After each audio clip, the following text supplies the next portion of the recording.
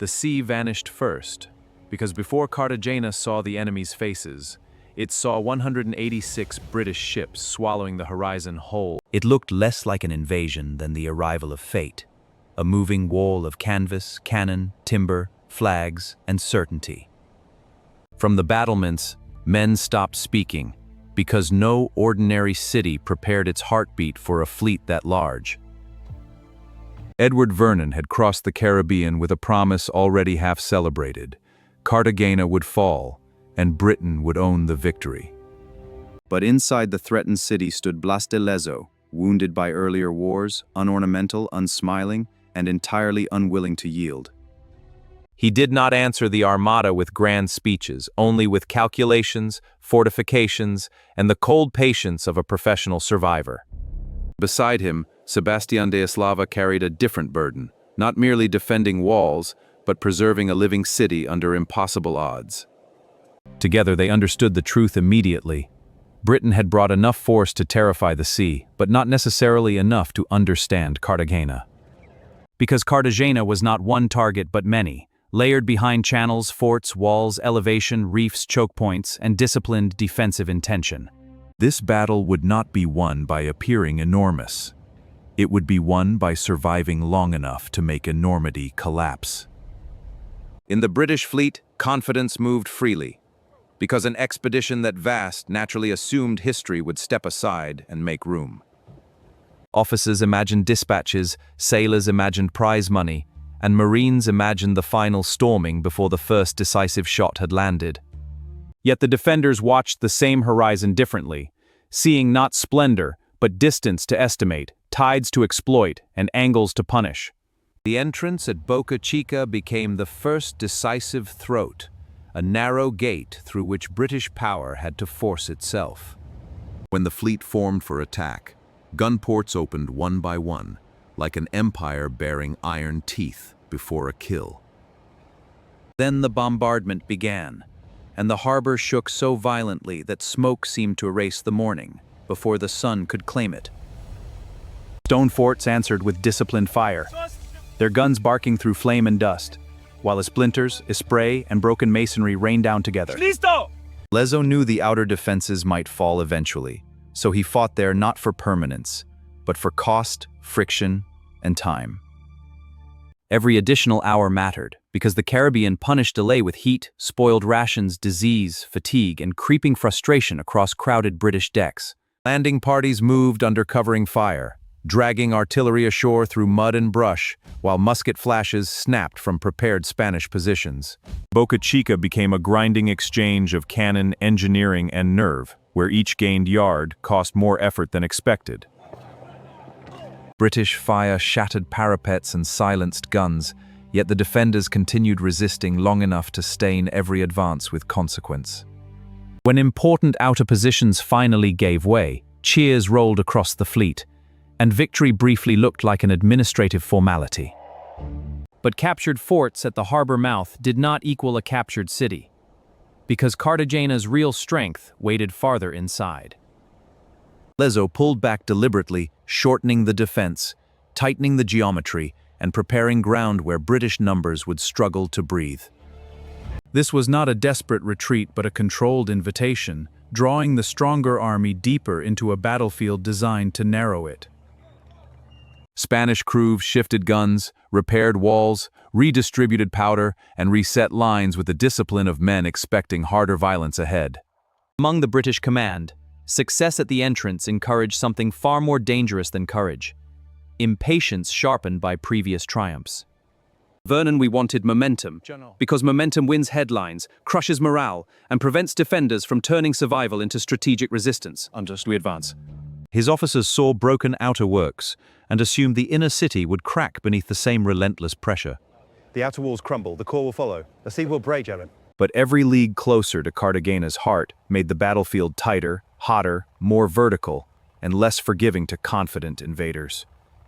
At the center of that tightening defense stood San Felipe de Barajas, the fortress whose fall could unravel the city's core. To Britain, San Felipe was the final lock on a door already battered. To Lezo, it was the hinge of survival. So the campaign shifted from naval thunder to brutal approach, where men advanced on foot towards Stone under concentrated observation.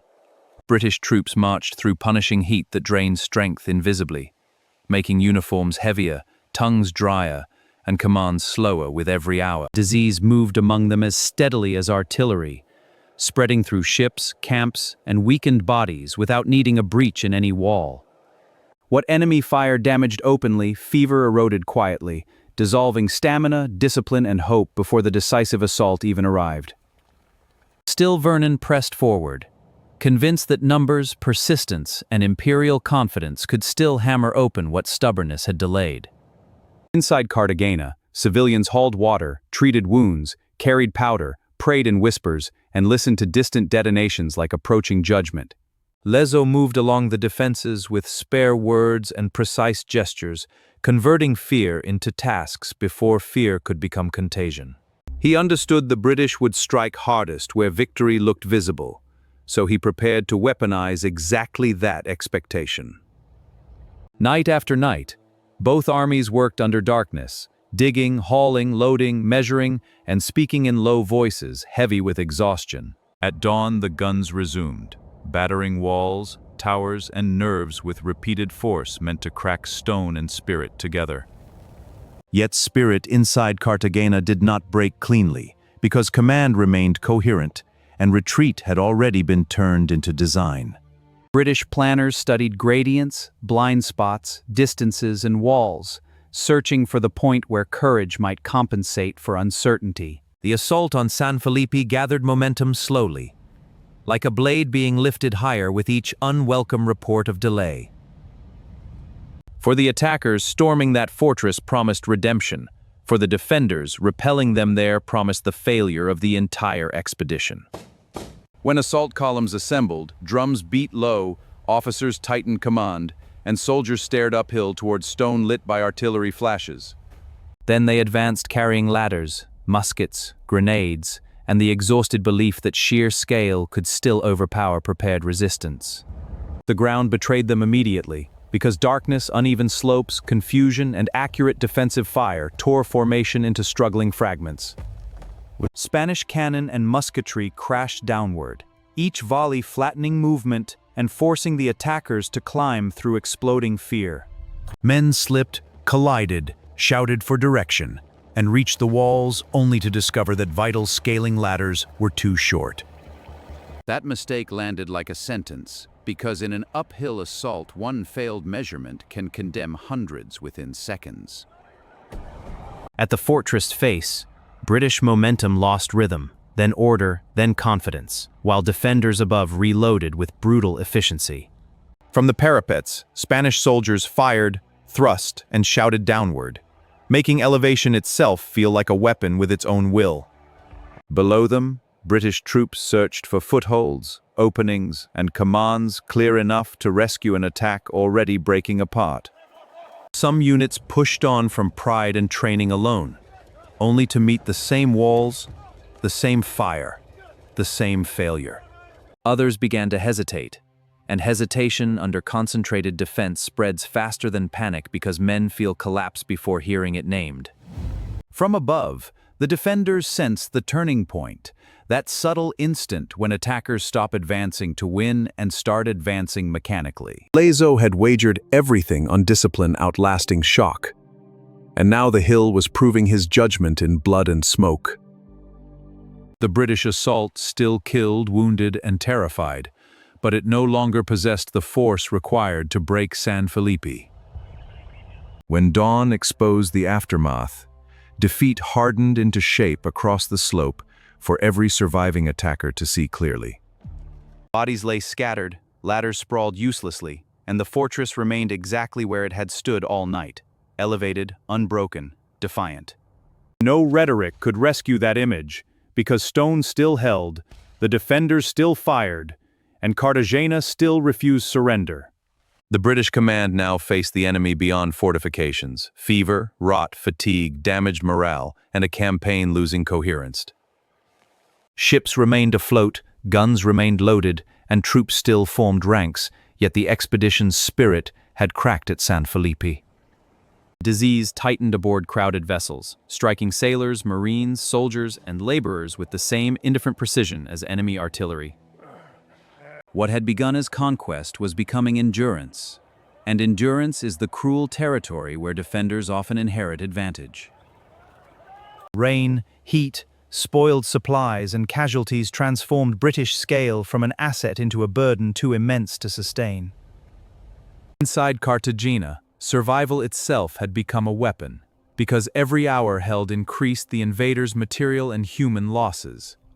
Lezo and Eslava no longer needed a dramatic counterattack.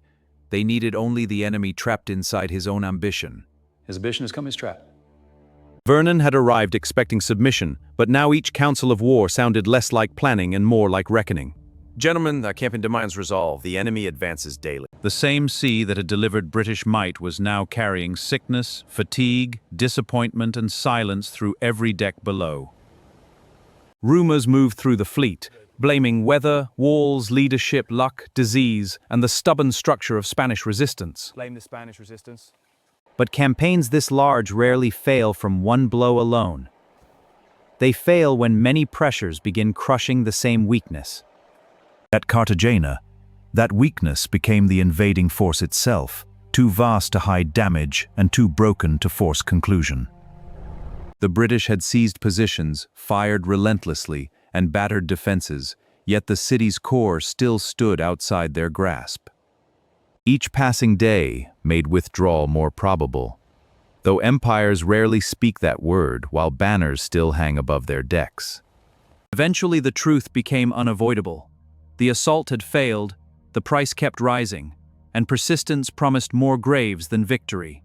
Orders shifted from attack toward extraction, and that change alone struck morale almost as hard as any cannon barrage.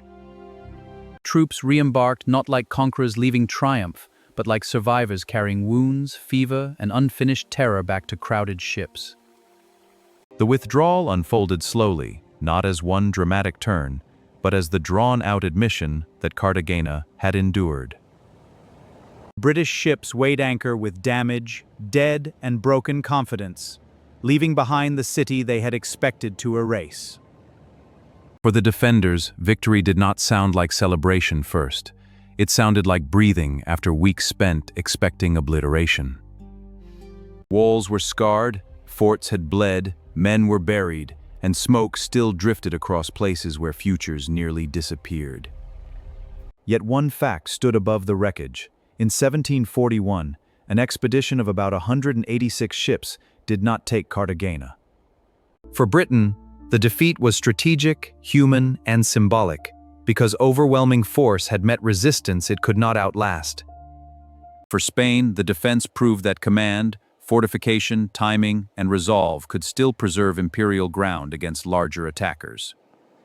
At the center of that memory stood Blas de Lezo, already scarred by life, yet decisive when the siege demanded nerve.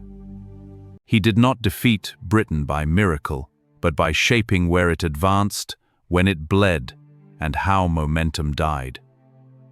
Cartagena survived because its defenders understood that battle is not always won by destroying strength, but by exhausting purpose. That is why the story endures. The larger force arrived with certainty, and the smaller force answered with structure. Not every legendary defeat ends in annihilation. Some end in retreat, fever, silence, and the permanent collapse of confidence.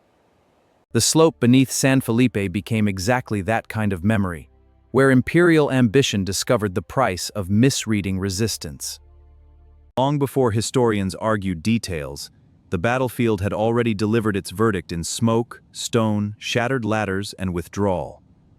Across the Caribbean, the failed siege warned every future planner that scale alone does not command outcomes or obedience.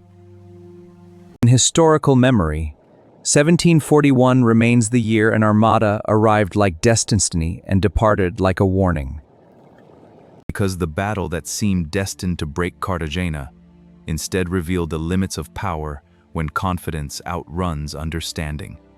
So remember this harbor not for the fleet that entered in triumph, but for the city that refused to vanish.